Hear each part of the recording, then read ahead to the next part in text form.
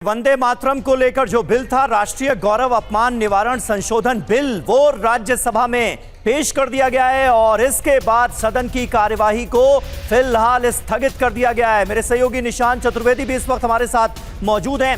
Nishant, opposition की तरफ से एक बार फिर इसे लेकर ऑब्जेक्शन किया गया है और इस बिल में हुए संशोधनों को लेकर एक विवाद लगातार राजनीतिक तौर पर देखने को मिल रहा है। आने वाले वक्त में, क्योंकि सरकार तो बिल्कुल तय कर चुकी है, इस बिल को पेश कर दिया गया है, इसे पास करवाने की पूरी कोशिश है। इसके बाद क्या बदलेगा, अगर आप ये हमारे दर्शकों को समझा सके।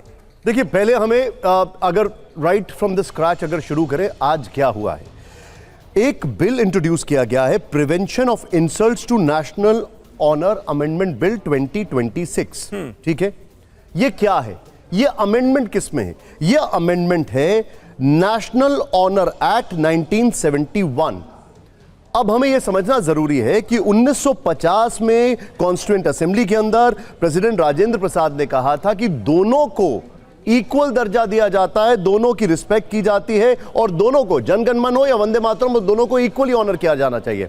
लेकिन अब जो अमेंडमेंट बिल आया है, जब वो 1950 की घटना में यह कहीं पर मेंशन नहीं था कि वंदे मातरम की इंसल्ट पर क्या रिपरकशंस हो सकते हैं, क्योंकि जो हमारे पास ऑलरेडी नेशनल ऑनर एक्ट 1971 है, उसमें नेशनल एंथम की अगर कोई इंसल्ट करता है तो उसको लेकर चीजें हैं, लेकिन वंदे मातरम पे इट गोज साइलेंट। एक बात तो यह है। दूसरी बात यह है कि अब इंट्रोड्यूस किया जा रहा है 6 स्टैंजाज।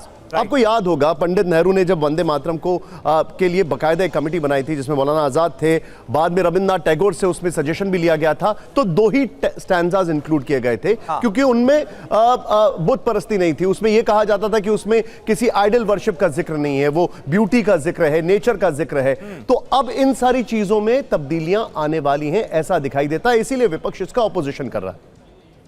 बिल्कुल सही बात है। आमोद राय भी इस वक्त हमारे साथ मौजूद हैं और आनंद प्रकाश पांडे भी हमारे साथ मौजूद हैं। 1937 के कांग्रेस अधिवेशन में सबसे पहले पूरे वंदे मातरम पर ऐतराज हुए और उसके बाद जो उस वक्त के तमाम बड़े नेता थे, उन्होंने इस पर विचार किया और खुद रविंद्रनाथ टैगोर ने यह माना कि जो बात के स्टैंजास हैं उससे एक समुदाय आहत हो सकता है, इसलिए शुरुआत के 2 छंद ही रखे गए। अब उसे न सिर्फ पूरा किया गया है, बल्कि जनगण मन को जो कानूनी संरक्षण मिला हुआ है वो भी वंदे मातरम को दिया जा रहा है। ऑपोजिशन का रुख इस पर क्या नजर आ रहा है और आने वाले वक्त में क्या ऑब्जेक्शन हो सकते हैं, आनंद जरा बताएं।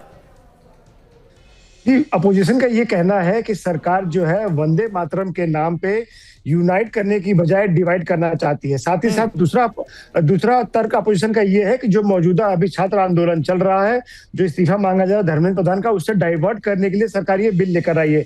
तीसरी बात राजनीतिक वजह है, क्योंकि ऐसा लगता है कि मुस्लिम तबका जो है वंदे मातरम का विरोध करता है, क्योंकि उनको लगता है कि इसमें बुत परस्ती है। तो लिहाजा इन अपोजिशन पार्टीज के नेताओं को लगता है कि इससे जो अल्पसंख्यक वोट है, अगर वो विरोध नहीं करेंगे तो वो उनसे दूर जा सकते हैं। तो इसलिए विपक्ष का ही विरोध हो रहा है। इससे खास करके जो साउथ की पार्टीज है, जो लेफ्ट पार्टीज है, वो इसका ज्यादा विरोध कर रही है। तो ऐसे में सरकार का कहना है कि हमारी ये जिम्मेदारी है कि जैसे जनगण मन को कानूनी संरक्षण मिला हुआ है, अभी कोई जनगण मन के गायन में अवरोध उत्पन्न करता है या अपमान उसका करता है तो उसको सजा का प्रावधान है, उसको जेल जाने का प्रावधान है। तो यही कानूनी संरक्षण अब वंदे मातरम को भी मिलेगा। वंदे मातरम को लेकर सरकार ने कुछ समय पहले सभी स्टेट्स को एडवाइजरी भेजी थी। ये कहा था कि कोई भी सरकारी कार्यक्रम होता है जहां पर राष्ट्रपति या उपराष्ट्रपति या फिर राज्यपाल रहते हैं, तो वहां पे जनगण मन के साथ वंदे मातरम को भी बजाया जाए और पूरे 6 के 6 स्टैंजा गाया जाए। तो ऐसे में अपोजिशन को लगता है कि अगर हम इसका समर्थन करेंगे, खास करके लेफ्ट पार्टीज का, तो ऐसे में उनके जो अल्पसंख्यक वोट बैंक है वो छिटक सकता है, वो नाराज हो सकता है, वो पूछ सकता है कि आपने इसका विरोध क्यों नहीं किया। यही वजह है अपोजिशन इसका विरोध कर रहा है। और अब क्योंकि स्टैंजास जो हैं वो बढ़ गए हैं, 2 की जगह 6 छंद हो गए हैं, यानी पूरा वंदे मातरम, इसकी बात की जा रही है। तो बहुत लोगों के मन में आनंद ये भी सवाल उठ रहा है कि पूरा वंदे मातरम हर किसी को कंठस्थ होना जरूरी तो नहीं है।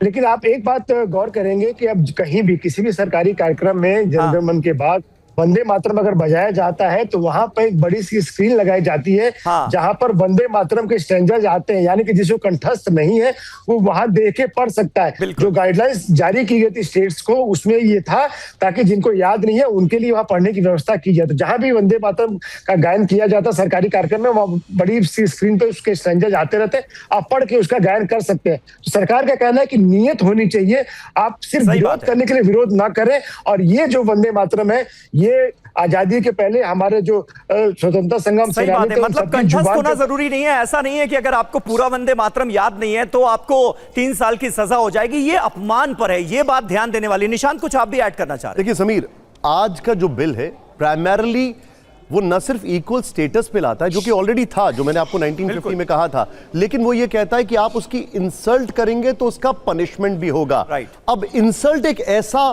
टर्म है जो सब्जेक्ट ऑफ इंटरप्रिटेशन है। मैं आपको एक एग्जांपल देता हूं।